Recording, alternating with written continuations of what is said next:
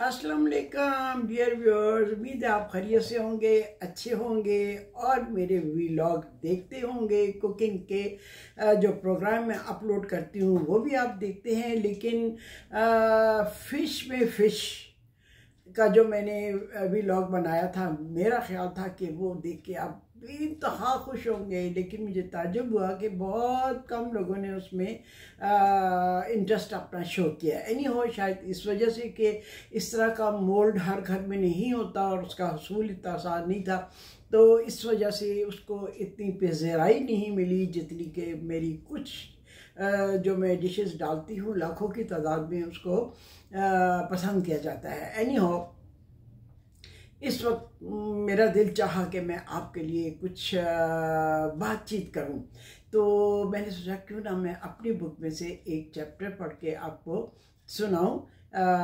हर वक्त कुकिंग, हर वक्त क्या उसको कहते हैं, मोटिवेशनल गुफ्तगू वगैरह की बजाय मैंने कहा आज थोड़ा सा किताब की बात हो जाए। जैसे कि आपको पता है कि किताबें मेरा शौक़ है, मेरा पैशन है। अभी अभी एक किताब मैंने ख़त्म की है जो कि हमारी इस महीने की बुक क्लब की किताब है और उसका टॉपिक है the art of being alone. उसमें बहुत खूबसूरत बताया गया, इतनी खूबसूरती से उस किताब की जब डिस्कशन होगी तो फिर मैं आपको उसके बाद बताऊंगी कि उस किताब की क्या क्या खूबियाँ हैं जो कि उसमें बयान की गई हैं। तो इस वक्त तो आप मेरी ही किताब काश के बारे में सुनिए, जिसमें कि वैसे तो 20-22 मुल्कों के ट्रैवल लॉग्स हैं, लेकिन एक उसमें से मैंने अभी खोली है तो पैराग्राफ ये निकला है जो कि मैं आपके लिए पढ़ूंगी। तो जी आप सुनिएगा टाइम के साथ साथ किस तरह चीज़ें बदलती रहती हैं। जी तो ये मैं पढ़ रही हूँ, बैंकॉक खरीदारों की जन्नत। जब होश संभाला यानी अमली ज़िंदगी में नया नया कदम रखा तो कानों में एक आवाज़ सुनाई देती थी, लंडी को तल, खरीदारों की जन्नत। जन्नत में जाने की किसे आरज़ू ना होगी। हमने भी अपनी पूंजी जेब में डाली और लाहौर से लंडी को तल का सफ़र करते हुए ये छोटी सी जन्नत देखी। फिर जब ज़रा और ज़माना गुजरा तो काबुल के बारे में ये सुना। हमने ये जन्नत भी देख डाली। चूँकि हमारा ये पहला गैर मुल्की सफ़र था, इसलिए जोश व खरोश भी दीदनी था। उसी दौरे की हसीन यादों के तौर पर आज भी मेरे पास खूबसूरत तरीन क्रॉकरी मौजूद है। फिर काबुल की जन्नत को ज़माने की बुरी निगाह ने पसे पुश डाल दिया। चीन में क़याम के दौरान हांगकांग के तफरीही दौरे पर जाने का प्रोग्राम बना तो उसके बारे में भी यही कलमात सुनने को मिले, यानी ख़रीदारों की जन्नत। हांगकांग को उस ज़माने में ख़रीदारों की जन्नत कहा जाता था, शॉपर्स पैराडाइज।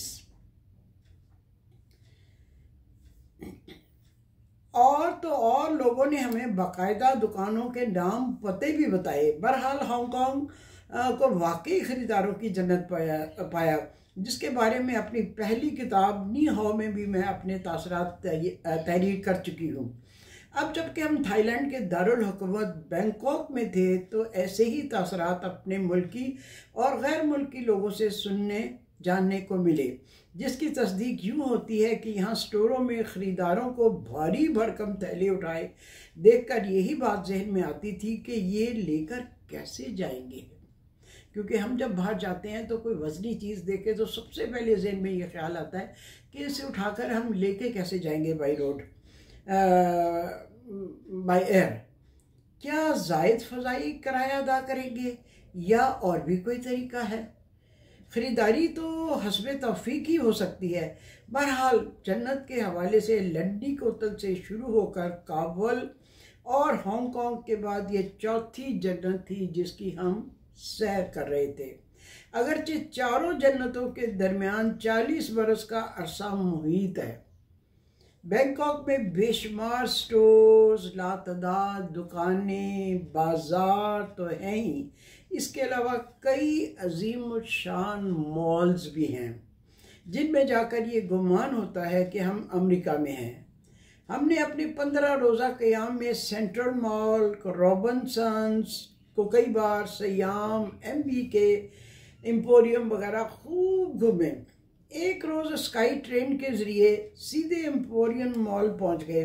ये कई मंजिला इमारत थी जो बाहर की गर्मी और हब से बेनियाज ठंडी खुशबूदार माहौल लिए थी। ऊपर नीचे जाने आने के लिए बरकी जीने और लिफ्ट लगी थी, जहां दुनिया जहान की ब्रांडेड दुकानें इसमें कायम थी। सिर्फ बेसमेंट में ही 3 फ्लोर थे जो जनाना जूतों और पर्सों से सजे थे। सजावट भी ऐसी कि देखकर ही कीमत पूछने की हिम्मत ना हो सके, लेकिन हिम्मत करके जूतों के साथ लगे टैग पर कीमत पड़ी तो दम बराबर हुआ। खूबसूरती के लिहाज से कीमत मुनासिब भी थी। पाकिस्तानी हिसाब से 1,500-2 हज़ार रुपये में खूबसूरत शूज़ थे। इतनी खूबसूरत चीज़ें, जूते, पर्स, ड्रेसेस, ज्वेलरी, गलस, क्या कुछ नहीं था। हर चीज़ कदम रोकती, आंखें हटती ना थी। आजकल मैं होटल के कमरे में बुद्धा की तालीमात की किताब का मुतालिया कर रही थी, जिसमें लिखा है मुल्क फतह करना कोई बड़ी बात नहीं। बुद्धा की ये जो किताब इतनी मोटी किताब थी जो मैं पढ़ रही थी अपने होटल के क़याम के दौरान में, वहीं से मैंने किताबों की शॉप से ख़रीदी थी। होटल के नीचे एक बहुत बड़ी किताबों की दुकान थी जिसमें लिखा है मुल्क फतह करना कोई बड़ी बात नहीं, फतह तो ये है कि अपने नफ्स पर काबू पाया जाए। मुल्क फतह करना कोई बड़ी बात नहीं, बड़ी बात तो ये है कि अपने नफ्स पे काबू पाया जाए। बुद्धा के पैरोकारों के मुल्क में रहते हुए उनकी मजहबी किताब का मुतालिया करके मैं अपने दिलो दिमाग में होने वाली जंग में दिमाग की फतह याबी का सरूर, कामयाबी और तमानियत हासिल कर रही थी। ये मॉल एक कड़ा इम्तहान था। उसके बाद एक पैराग्राफ है, जब बोलो अच्छा बोलो। मैंने बचपन से ही अपनी अम्मी को ये कहते सुना है कि जब बोलो अच्छा बोलो। न जाने कौन सी कबूलियत की घड़ी हो, बारहा मेरे साथ ऐसे तफाकात हो चुके हैं कि उधर मुंह से कोई आरजू निकली और अगले ही लम्हे वो पूरी हो गई। ख्वाह पेरिस में घूमते हुए पाकिस्तानी खाना खाने की ख्वाहिश थी, या ज़मीन से फ़िज़ा में प्रवास करते हुए जहाज़ के अंदर पान खाने की आरजू। अगले लम्हे पान मेरे सामने था। ये कराची से ईरान के सफ़र के दौरान आरजू की तकमील थी। गरज इस तरह कई बार मासूम सी ख्वाहिशों की तकमील पर फ़ौरन अम्मी के कई अल्फाज जहन में गूंज उठते कि जब बोलो अच्छा बोलो, जब सोचो अच्छा सोचो। थाईलैंड के चंद शहरों की सैर के बाद आज हमारा आखिरी दिन था। अगरचे हमने काफ़ी घूम फिर लिया था और हस्बे तौफीक ख़रीदारी भी कर ली थी। दोपहर को यूं ही बेख्तियारी में मेरे मुंह से निकला, खालिद काश हम चंद दिन यहाँ मज़ीद रुक सकते हैं। इस कदर लुत्फ़ आ रहा है यहाँ मतलब मैंने कहा कि हम इतना एंजॉय कर रहे हैं, हमने इतना यहाँ एंजॉय किया, इतना लुत्फ़ आ रहा है, काश हम कुछ दिन और रुक सकते हैं। हम 15 दिन रुक चुके थे।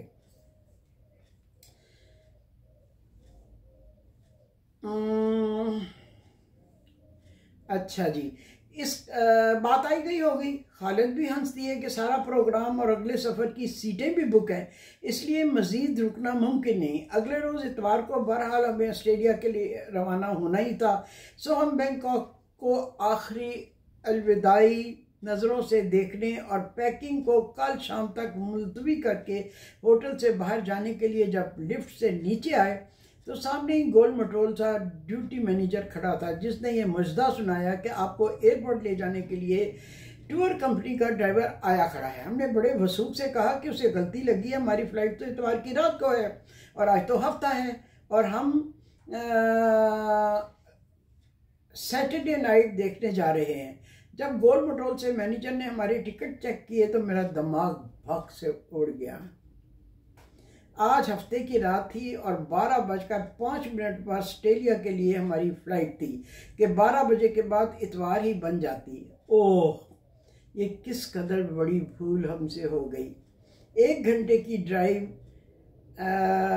एयरपोर्ट के लिए ना, 1 घंटे की ड्राइव एयरपोर्ट के लिए और हमारे पास सिर्फ 1 घंटा बाकी था।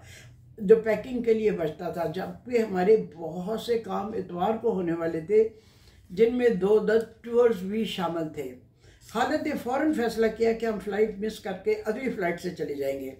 उसी मैनेजर ने कमाल मेहरबानी से एयरपोर्ट फ़ोन करके अगली फ़्लाइट का पता किया तो मेलबर्न जाने वाली फ़्लाइट 4 रोज़ बाद थी, जबकि दूसरे शहरों के लिए रोज़ाना थी। सो अगले 4 रोज़ वाली फ़्लाइट में सीटें कंफर्म करा के अब होटल के कमरे के हसूल के लिए काउंटर पर गए तो मालूम हुआ कि ये आखिरी दिन था।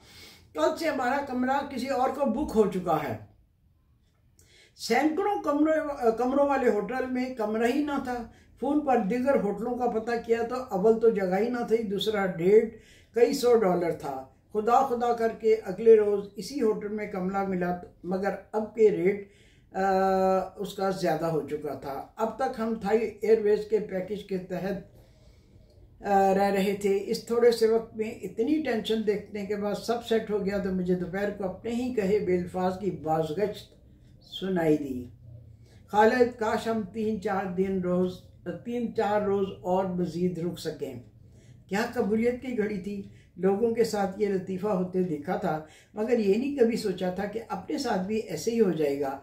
आइंदा के लिए तंबीह हो गई कि रात 12 बजे के बाद 1 मिनट भी ऊपर हो तो अगले दिन की फ़्लाइट हो जाती है। सो इस तरह हमें मज़ीद 4 रोज़ के लिए बैंकॉक में जो ठहरना पड़ा, तो इसका हर लम्हा हमने भरपूर गुजारा जी। तो इस तरह से आगे चलता है और इसी तरह से सफ़रनामे बनते हैं। थाई टेम्पल्स और मज़हब पर एक नज़र है, और इसके बाद ये सारा एक मोंक की ज़िंदगी का जायज़ा है। अरवा की दुनिया है, यानी रूहों की दुनिया। फिर गुंगा नाइट बाज़ार, जेरी जो हमेशा याद रहेगा, गोश्त मंडी या मटन मंडी, तो लोन की कहानी उसकी अपनी ज़बानी। तो ये इस तरह की मज़ेदार छोटी छोटी इसमें हड बीती है, यानी अपने साथ जो वाक़यात बीते उसकी डिटेल इस सफ़रनामे में है। तो जनाब जी, इस वक्त मेरे पास जो ये थोड़ा टाइम था, मैं किसी काम से बाहर जाने वाली थी, तो मैंने कहा जाने से पहले आपके लिए अपनी किताब में से ही एक छोटा सा पैराग्राफ पढ़ दूँ। तो आज मैंने बाल कुछ थोड़े स्टाइल चेंज किया है बाई चांस ही, तो देखें कैसा लग रहा है। बाल अब कटिंग होने वाली है, तो चलिए, कटिंग के लिए जाना भी एक अहम काम होता है। तो जितने दिन नहीं जा पाती हूँ तो कुछ इसी तरह से मैं चेंज वेंज करती रहती हूँ। इसके साथ ही मैं अब आपसे इजाज़त चाहती हूँ। मेरे वीडियो को आप लाइक किया कीजिए और सब्सक्राइब भी किया कीजिए, क्योंकि मुझे बहुत अच्छा लगता है। जितने ज़्यादा सब्सक्राइबर हों, जितने ज़्यादा लाइक हों, खुशी होती है। ठीक है, ओके, अल्लाह हाफिज़।